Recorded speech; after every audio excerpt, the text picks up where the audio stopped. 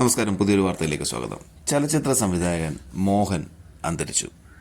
അദ്ദേഹത്തെക്കുറിച്ച് പറയുകയാണെങ്കിൽ 70കളിലെയും 80കളിലെയും സിനിമയുടെ നവാനുഭൂതി സമ്മാനിച്ച ചലച്ചിത്രകാരങ്ങളിൽ പ്രധാനിയായിരുന്നു അദ്ദേഹം. ഭാരതനെയും പത്മരാജനെയും നമുക്കറിയാം, നമ്മൾ ആവോളം പോഴുന്നുണ്ട്, ഇന്നും കാണുന്നുണ്ട്. പക്ഷേ അതേ പേരുകൾക്കൊപ്പം നമുക്ക് ചേർത്ത് നിർത്തി പറയേണ്ട പേരാണ് മോഹൻ. ഇരിങ്ങാലക്കുട ക്രൈസ്റ്റ് കോളേജിലെ പഠനത്തിന് ശേഷം ചെന്നൈയിലേക്ക് വണ്ടി കയറിയത് നിശ്ചല ഛായാഗ്രഹനാകണമെന്ന മോഹവുമായിരുന്നു. DM പൊറ്റക്കാടിൻ്റെ കളിത്തോഴി എന്ന സിനിമയിലാണ് അദ്ദേഹം സംവിധാന സഹായിയായി ആദ്യം ചേർന്നത്. പിന്നീട് 71-ൽ P. വേണുവിൻ്റെ സംവിധാന സഹായിയായി. പിന്നീട് A.B. Raj, A. Vincent, cinema നടൻ മധു, C. രാധാകൃഷ്ണൻ, കൃഷ്ണൻ നായർ തുടങ്ങിയ അനേകം പ്രതിഭകളോടൊപ്പം സംവിധാന സഹായിയായിട്ട് അയാൾ പ്രവർത്തിച്ചു. 22 സിനിമകളാണ് അദ്ദേഹം സംവിധാനം ചെയ്തത്. അദ്ദേഹത്തിൻ്റെ ഏറ്റവും പ്രശസ്തമായ ആദ്യമായി അദ്ദേഹത്തിന് പ്രശസ്തി നേടിക്കൊടുത്ത സിനിമയാണ് 2 പെൺകുട്ടികൾ.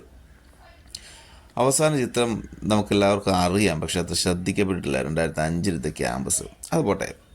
പക്ഷെ അദ്ദേഹത്തിൻ്റെ സിനിമ ഒരേ സമയം കലാമൂല്യവും അതേസമയം കച്ചവട സ്വാതന്ത്ര്യവും നൽകുന്ന സിനിമകളായിരുന്നു അദ്ദേഹം. അന്നത്തെ കാലത്തെ ഐവിശേഷിയെ പോലുള്ള ആൾക്കാരൊക്കെ വർഷത്തിൽ 20, 10, 15 ഒക്കെ സിനിമകൾ ചെയ്യുമ്പോൾ അദ്ദേഹം 1-2 സിനിമകൾ മാത്രം ചെയ്ത് അതിൻ്റെ കലാപരമായ മൂല്യത്തെയും അദ്ദേഹത്തിൻ്റെ സ്വതന്ത്രമായ ആവിഷ്കാരത്തെയും കുറിച്ച് മാത്രമാണ് അദ്ദേഹം ചിന്തിച്ചിട്ടുള്ളത്. അദ്ദേഹമാണ് ഇരിങ്ങാലക്കുടയിൽ നിന്നും ഇന്നസെൻ്റ് എന്ന വ്യക്തിയെ മലയാള സിനിമയിലേക്ക് അടുപ്പിച്ചതും അവതരിപ്പിച്ചതും. അദ്ദേഹത്തിൻ്റെ വിട പറയും മുമ്പ് എന്ന സിനിമയിലാണ് ഇന്നസെൻ്റ് നിർമ്മാതാവായി മാറുന്നത്. ഇന്നസെൻ്റും അദ്ദേഹവും ഡേവിഡ് കച്ചപ്പള്ളിയും കൂടെയാണ് അതിൻ്റെ നിർമ്മാണ സംരംഭം ഏറ്റെടുക്കുന്നത്. മാത്രമല്ല, ഇടവേള എന്ന സിനിമയിലൂടെ ഇടവേള ബാബുവിനെ മലയാളത്തിൽ നൽകിയതും അദ്ദേഹം തന്നെയാണ്.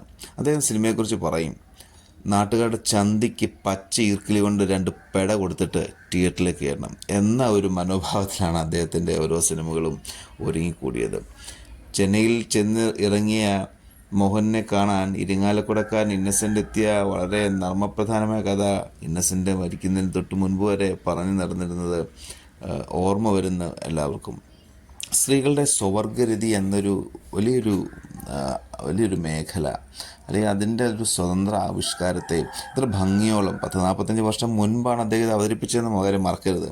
ഇന്നത് പറയാൻ പോലും മടിക്കുന്ന ഒരു പ്രമേയമാണ്. പത്മരാജൻ അതിൻ്റെ വേറൊരു തലത്തിലെ പ്രണയത്തിൻ്റെ തലങ്ങളിലെ നമ്മൾ ആവിഷ്കരിച്ച് കണ്ടിട്ടുണ്ട്. എന്നാലും അതിഗംഭീരമായ ആ ഒരു പ്രമേയത്തിലേക്ക് കടന്നു പോകുന്ന ഒരു സ്വാതന്ത്ര്യം എടുത്തതാണ് മോഹനാണ്. മോഹൻ ആരെയും അതോടുകൂടി വന്നവർ അതുപോലെ തിരിഞ്ഞടക്കാറാണ് പതിവ്. ശോഭയുടെയും ജലജയുടെയും ഒക്കെ ആ മുഖങ്ങൾ, ആ അഭിനയത്തിൻ്റെ അത്യുഗ്രമായ ആഴങ്ങൾ നമുക്ക് ഇദ്ദേഹത്തിൻ്റെ സിനിമകളിൽ നന്നായി അനുഭവിക്കാൻ പറ്റും.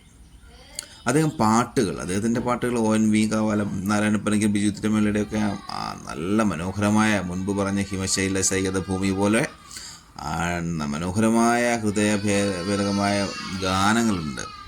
അപ്പോൾ അദ്ദേഹത്തിൻ്റെ പാട്ടുകളെക്കുറിച്ച് അദ്ദേഹം പറയുന്നത്, നല്ല പാട്ടുകൾ സമ്മാനിക്കുന്ന സുഗന്ധം നമ്മളില്ലാതായാലും അത് അവിടെ ബാക്കി ഉണ്ടാകുമെന്ന് ആണ് അദ്ദേഹം പറയുന്നത്.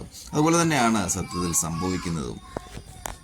അപ്പോൾ എന്തായാലും ഇദ്ദേഹത്തെ പോലൊരു മഹാനുഭാവനെ നഷ്ടപ്പെട്ട മലയാള സിനിമ സങ്കടമുണ്ട്.